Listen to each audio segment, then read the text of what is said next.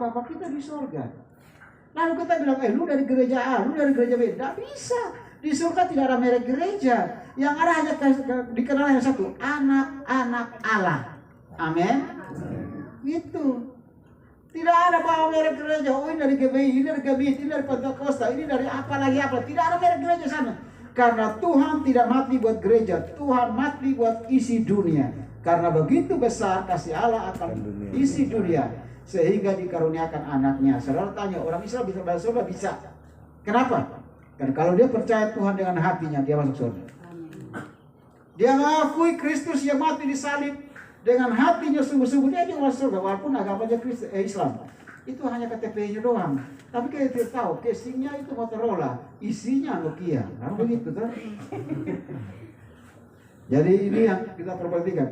Gelisah karena masalah iman, gelisah karena masalah intoleransi. Tadi saya bercerita dengan Bapak Nalek bahwa di Indonesia orang itu pintar. Kalau dia agamanya Kristen, jangan harap. Salah satu contoh, Pak Boris Mere, polisi, pintar dia. Mau naik Kapolri tidak bisa.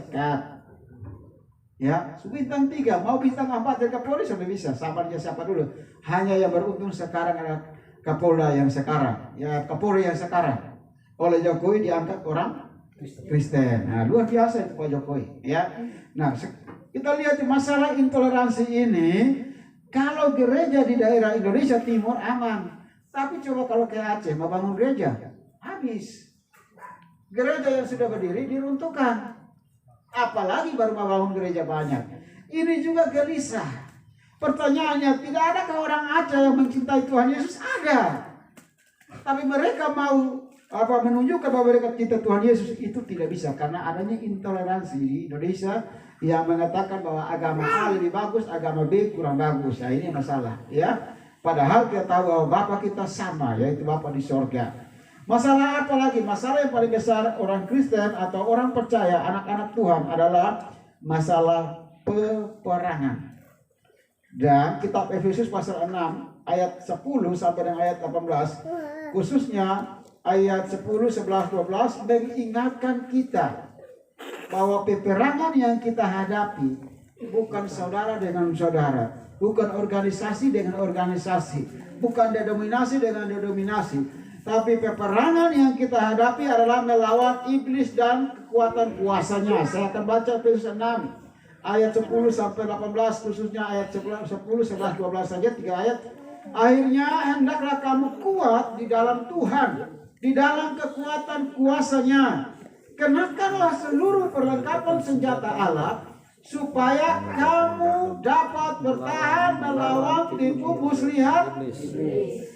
Kalau pakai senjata pasti ada bicara soal perang. Tidak ada perang, ngapain pakai senjata? Kan lucu. Orang mau potong kue ulang tahun pakai senjata, kuenya hancur, dor. Nah, kan begitu, tidak mungkin, tidak lucu tuh. Ayat yang ke-12 bilang, karena perjuangan kita bukanlah melawan darah dan daging, tetapi melawan siapa? Pemerintah, melawan penguasa, melawan penghulu dunia yang gelap ini, dan melawan roh-roh jahat di udara. Siapa yang sedang gelisah? Jalan lihat pohon, lihat dari itu pohon ada kuntilanak di situ. Gelisah juga ya, tapi pikiran juga. Saudara, siapa yang tidak gelisah melawan roh-roh jahat di udara? Begitu kita masih maghrib, ada yang terbang lewat. Itu namanya loti ya. Kalau di sini bilang loti. Tapi kalau di dalam tempat saya tidak tahu apa. Ya, itu bisa terbang. Yang disebut dengan panah api dari si jahat. Siapa yang tidak gelisah? Pertanyaannya, apakah pendeta yang bisa kena suangi? Kena juga. Ya kan? Nah, itu juga membuat kita menjadi gelisah, saudara. Karena ada peperangan. Berarti kehidupan manusia, dia mau orang besar, orang kecil, semuanya pasti gelisah. Tanya pegawai kepala dinas, dia gelisah ke sana. Gelisah, sekarang sudah masuk MPP, mati pelan-pelan, alias memasuki masa pensiun. Ya, dia gelisah. Apalagi dia kepala berdahara. Tiap hari lihat doi. Jutaan, bahkan puluhan juta, bahkan ratusan juta dia selalu pegang. Begitu pensiun, pegang hanya 10 juta, hanya 5 juta. Stres, gelisah. Mendekati masa pensiun itu pasti gelisah. Maka Obi Mesak menciptakan lagu buat dia. Resah dan gelisah. Itu saudara. Jadi hidup ini penuh dengan kegelisahan, ya. Nah, dalam kegelisahan hidup, apa yang harus kita perbuat? Saya pelajari Alkitab dan Alkitab memberi jawaban. Khususnya saya akan buka kurang lebih 3 atau 4 jawaban bagi kita. Yang pertama, dalam hidup yang penuh dengan kegelisahan dan singkat ini, kita dihimbau oleh Nabi Yesaya dalam Yesaya 55 ayat yang ke-6, carilah Tuhan. Ya. Selama masih ada kesempatan supaya jangan terus hidup dalam kegelisahan, kita butuh cari siapa? Cari Tuhan. Kenapa cari Tuhan? Karena Mazmur pasal 62 ayat yang kedua, Alkitab tuliskan, hanya dekat Allah saja aku tenang. Makanya cari Tuhan. Kalau mau tenang, tidak gelisah, cari Tuhan. Amin. Jangan cari HP, main Facebook, main Twitter dan sebagainya. Cari Tuhan. Di mana Tuhan ada? Di tempat persekutuan doa, di tempat ibadah. Di sana ada pemberitaan firman Tuhan, ada pujian penyembahan, iman dikuatkan, hati tenang, walaupun ada persoalan. Kan ada lagunya begitu, bahwa walaupun lewat lembah kekelaman dan sebagainya, tetap ada Tuhan yang menyertai kita. Yang kedua, bagaimana supaya kita tidak tinggal terus dalam kegelisahan? Saya baca Mazmur 90 ayat yang ke-12. Pemazmur bilang begini, ajarlah kami menghitung hari-hari kami sedemikian hingga kami beroleh hati yang bijaksana. Ya, dalam hal ini tahu itu lubang, jangan masuk lagi. Hanya orang bodoh saja yang jatuh dalam lubang yang sama. Kenapa? Karena dia tidak minta Tuhan berikan dia hati bijaksana. Kalau Tuhan kasih kita hati bijaksana, pasti kita tahu mana yang salah, mana yang benar, mana kamar pembantu, mana kamar pribadi. Ya, tahu begitu. Tidak salah masuk kamar. Kenapa? Karena kita memiliki hati yang bijaksana. Jadi hal yang kedua dalam hidup yang gelisah adalah mari kita selaraskan hidup kita dengan firman Tuhan supaya kita memiliki hati yang bijaksana. Dengan kata lain, mengevaluasi diri sendiri supaya kalau ada yang tidak bersesuai dengan firman Tuhan, kita tinggalkan. Yang sesuai dengan Alkitab, kita pelihara supaya kita tidak terus tinggal dalam kegelisahan. Yang ketiga yang saya baca dalam Alkitab, dalam Yesaya 55 ayat yang ke-7, Yesaya 55 ayat 7 bilang begini, baiklah orang fasik meninggalkan jalannya, dan orang jahat meninggalkan rancangannya. Baiklah ia kembali kepada Tuhan, maka dia akan mengasihaninya, dan kepada Allah kita, sebab ia memberi pengampunan dengan limpahnya. Kalau setelah kita mengevaluasi, ternyata hidup kita ini berseberangan dengan firman Tuhan, mari kita kembali pada Tuhan. Dan Alkitab bilang ketika kita kembali kepada Tuhan, Tuhan memberi pengampunan dengan limpahnya. Kalau kita buat salah dengan saudara, kita kembali, dia sangkas muka memang. Iya tak? Kalau berdamai dia sangkas muka. Beda dengan Tuhan. Kita buat salah dengan Tuhan, kita kembali, ayatnya bilang Tuhan memberi pengampunan dengan limpah. Itu beda kita dengan Tuhan. Walaupun kita hafal doa kami, tapi melaksanakannya susah. Apa kami bilang apa? Ampunilah kami seperti kami juga mengampuni orang yang bersalah kepada kami. Standar Tuhan mengampuni kita adalah standarnya, kalau kita mengampuni, Tuhan ampuni. Kalau kita tidak mengampuni, Tuhan tidak ampuni. Selesai. Jadi kalau kita mau masuk surga, ya ampuni dulu orang, baru dapat pengampunan. Kalau kita mau diampuni Tuhan, ya ampuni dulu orang, maka kita juga diampuni. Ya, jadi hal yang ketiga dalam hidup yang penuh kegelisahan adalah mari kita kembali kepada Tuhan, mencari Tuhan, mencari rancangan Tuhan, bukan rancangan kita. Ya, hidup sesuai dengan rancangan Tuhan, bukan rancangan kita. Karena kita bilang setinggi langit dari bumi, demikianlah rancangan Tuhan dari rancangan kita, demikianlah jalan Tuhan daripada jalan kita. Dengan kata lain, mari kita meninggalkan segala sesuatu yang bertentangan dengan kemuliaan Tuhan, supaya kita dapat pengampunan dari Tuhan dengan limpahnya. Yang terakhir, yang keempat, bagaimana hidup dalam kehidupan yang penuh singkat dan penuh kegelisahan ini. Bagaimana kita mengelola hidup ini? Saya baca Roma pasal 12 ayat 1, dibilang, persembahkanlah tubuhmu kepada Tuhan sebagai persembahan yang hidup dan berkenan. Itu adalah ibadahmu yang sejati. Ayat yang kedua dari Roma 12 adalah berubahlah oleh pembaharuan budimu. Ya, artinya kita harus persembahkan tubuh ini kepada Tuhan. Saya mau tanya, kalau organ ini dikasih kepada pemain yang ngerti organ, bagus tidak? Bagus. Tapi pemain yang tidak ngerti soal organ, habis ya. Dia umurnya tidak akan panjang. Hidup kita kalau diserahkan kepada Tuhan, siapa yang ciptakan? Tuhan. Kira-kira jadi baik tidak? Baik. Karena Tuhan tahu bagaimana kelola hidup kita. Amin. Dia tahu caranya. Kenapa? Karena dia bentuk kita. Maka ketika kita persembahkan tubuh ini kepada Tuhan, pasti kita jadi baik. Kenapa? Karena Yeremia 29 ayat yang ke-11 bilang, aku ini Tuhan, mengetahui rancangan-rancangan apa yang ada padaku mengenai kamu, yaitu rancangan masa depan yang penuh dengan pengharapan. Kan begitu. Berarti kita butuh dalam hidup yang singkat dan gelisah menyerahkan hidup ini, menyerahkan tubuh ini kepada Tuhan, supaya Tuhan yang kelola hidup kita. Amin. Tuhan yang kendalikan hidup kita. Jangan seperti murid-murid jalan dengan Tuhan, setengah Tuhan tidur, akhirnya hampir tenggelam.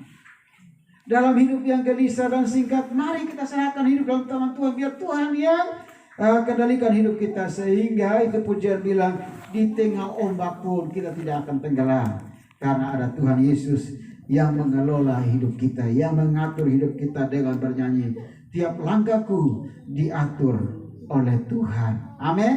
Oleh sebabnya, mengakhiri khotbah hari ini saya mau sampaikan kepada kita, biarlah kita seperti pujian yang dinyanyikan oleh kidung jemaat yang berbunyi, ya Tuhan tiap jam ku memerlukanmu. Amin. Karena hidup ini penuh gelisah, aku butuh Tuhan. Aku butuh mendekatkan diriku kepada Tuhan setiap saat dengan mencari Tuhan, supaya aku tenggelam dalam kegelisahan ini. Aku butuh Tuhan. Untuk apa? Supaya hidupku selaras dengan firman Tuhan. Aku butuh Tuhan untuk apa? Untuk aku meninggalkan segala sesuatu yang bertentangan dengan kemuliaan Tuhan. Aku butuh Tuhan untuk apa? Untuk Tuhan mengelola hidupku. Maka aku akan sampai kepada tujuan akhirnya, itu hidup bahagia bersama-sama dengan Tuhan. Kita angkat pujian ini, ya Tuhan tiap jam ku memerlukanmu. Haleluya. Mari kita semua tunduk kepala di hadapan hadirat Tuhan. Amin buat firman Tuhan. Yesus Tuhan tolong kami. Oh Tuhan tiap jam ku memerlukanmu.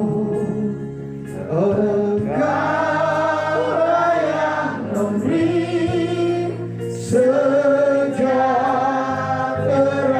penuh. Setiap jam ya Tuhan, di aku perlukan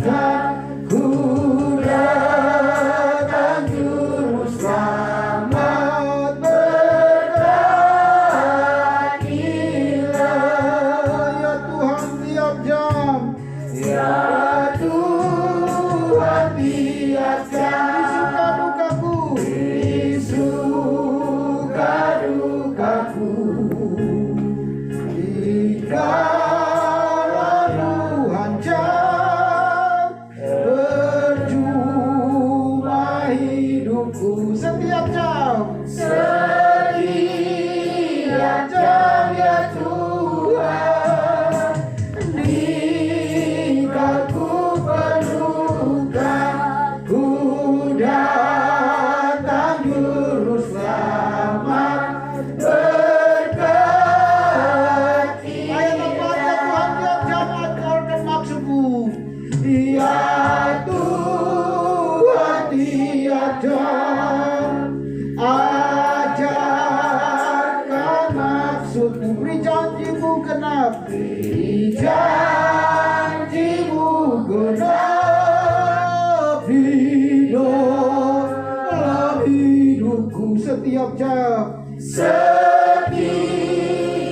jam ya Tuhan, jika ku perlukan, ku datang juru selamat berkatilah. Ayat 5 ya Tuhan tiap jam ku puji namamu. Ya Tuhan tiap jam ku puji namamu. Tuhanku yang kudus kekal milikku, Tuhanku yang kudus kekal ku milikmu setiap jam. Setiap jam ya Tuhan, jika ku perlukan, ku datang juru selamat berkatilah. Ya Tuhan tiap jam ku memerlukanmu. Engkaulah yang memberi, Engkaulah yang memberi sejahtera setiap jam. Setiap jam ya Tuhan, jam yang tidak kami berikan Tuhan, semua jam kami butuhkan Tuhan Yesus. Haleluya. Ku datang juru selamat berkatilah. Ku datang juru selamat, ku datang juru selamat berkatilah. Haleluya. Kita berdoa sejenak. Bapa, ini kami anggota persekutuan doa yang ada di sini Tuhan, bahwa dalam umur yang singkat dan gelisah, kami butuh Tuhan setiap jam dan setiap waktu. Dalam singkatnya umur ini Tuhan, dalam menghadapi kegelisahan hidup ini Tuhan, hanya dekat-Mu saja Tuhan kami dapat tenang. Hanya dekat-Mu saja Tuhan kami bisa